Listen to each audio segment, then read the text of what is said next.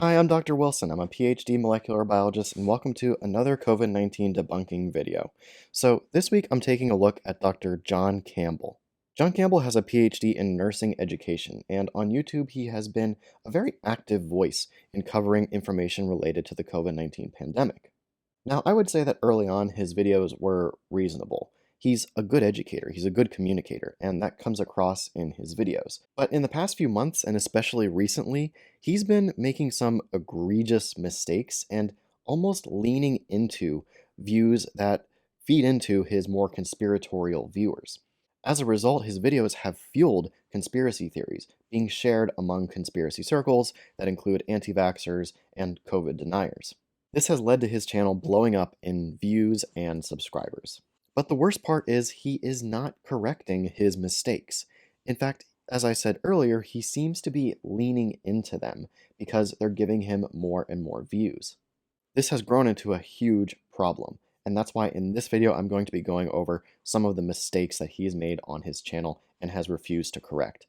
So I'm going to start off going over two topics that have been covered by others, and actually I'll be referencing them most of the time. Then I'm going to pick two topics that I will be covering more in depth from his channel that he has gotten just completely wrong. So let's get started with the first topic, and where, in my opinion, he really started to go downhill in his accurate science communication on his YouTube channel, and that's the topic of ivermectin. John Campbell had several videos where he seemed to be promoting this idea that ivermectin was effective in treating COVID. He would reference studies and incorrectly interpret them, all the while giving the impression that these data are looking really good for ivermectin. But as I've covered several times on this channel, that is just not the case. And others on YouTube, other science communicators who are well qualified to peer review John Campbell's work, have already addressed his mistakes with ivermectin and COVID. In particular, Dr. Greg Tucker Kellogg and Dr. Susan Oliver have great videos covering his mistakes about ivermectin, where they go into the science and what it actually says. I highly recommend that you check them out. Links to their videos are going to be in the description below. Again, John Campbell seems to not have corrected his mistakes, and his videos continue to be shared among groups that support ivermectin as a treatment for COVID. This is causing more and more harm as COVID continues to spread among the unvaccinated. The second topic that has gotten quite a lot of attention on John Campbell's YouTube channel is one of aspiration while vaccinating for COVID-19. People seem to think that you need to aspirate in order to avoid more likelihood of adverse events with COVID vaccination. This was even mentioned briefly by Joe Rogan on his podcast. So this idea is prolific, and John Campbell absolutely emboldened these people when he made a video entitled "Need for Vaccine Aspiration Confirmed. Why is this not being done?" This is just wrong. You don't need to aspirate for COVID vaccination, or any vaccination really. The details of this are explained really well by Dr. Yan Yu in one of his videos on his YouTube channel. I highly recommend you check that out as well. The link to that will be in the description. But just to quickly show you how big of a mistake this is by John Campbell, the gist of this is really simple. The worry is that if you don't aspirate before vaccinating, then you'll inject it into a blood vessel, and injecting the vaccine contents into a blood vessel are supposed to cause more adverse events. But this is why we inject into muscle. There are no major blood vessels in muscle, so the likelihood of injecting the vaccine contents into a major blood vessel are practically zero. A nursing educator should know better. Again, this is all explained really well in Dr. Yan Yu's video. So that's what other scientists have pointed out as being huge problems with his communication on his channel. Now I'm going to go into the two topics that I picked out and thought were egregious mistakes on his channel. The first of which is this video where John Campbell shares this abstract on the American Heart Association's website that also made its round in conspiracy circles. And let's just see what he says about it, because man, is it bad. Now, this comes from this paper here. In fact, when I say paper, I couldn't find the paper. It's just an abstract. So it is this abstract here. So this has got quite a lot of publicity, including some mainstream media in the UK, certainly. I'm not so sure about the US. But it's just based on this abstract. Now, the abstract is normally the introduction to the paper. But if the paper's there, I certainly can't find it. There's a very good reason why he can't find the paper here. It's not a paper. This is obvious if you go to the top of the page and look at what it says about the abstract, you can see that at the top it says session title, DAMPS infection and cardiovascular metabolism. As a scientist, this is obvious to me that it's an abstract submitted to a conference. When scientists are going to give presentations at conferences, they often submit abstracts to the conference so that the conference can make a program where people attending the conference can read the abstracts and decide what they want to go see. And sure enough, if you look on the American Heart Association website, you can find that this was one of 7 abstracts submitted to this particular session at this particular conference, which was an online poster session. These abstracts normally are not peer-reviewed. Again, they're just a description of the work that the scientist at that particular session is going to be presenting.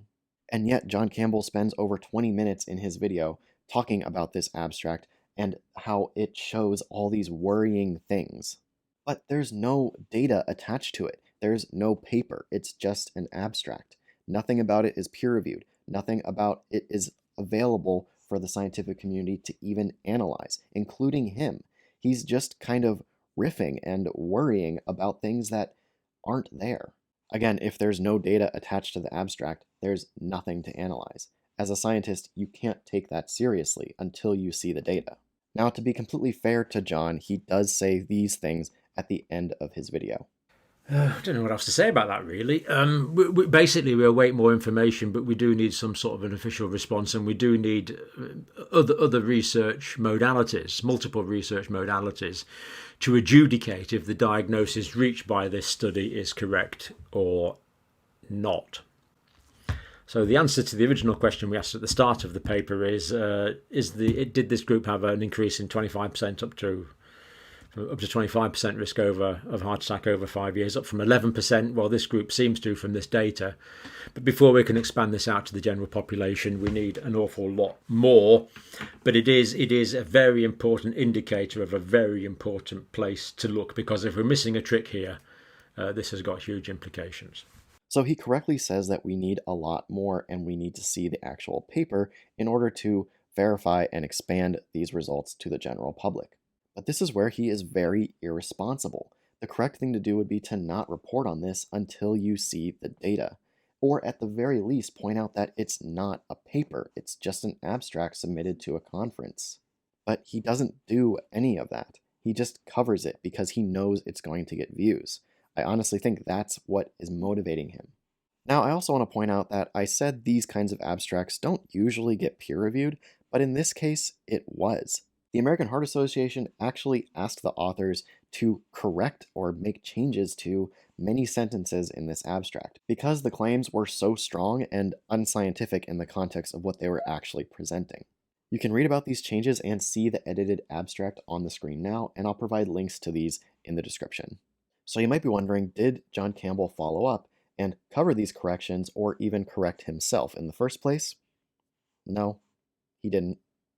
And moving on to John Campbell's most recent and arguably most egregious mistake on his YouTube channel, at least that I know of, we come to this idea that COVID-19 death certificates that only list COVID as the cause of death are the only true COVID deaths. This comes down to a deep and basic misunderstanding of how death certificates are filled out. John Campbell should know this. He should know better.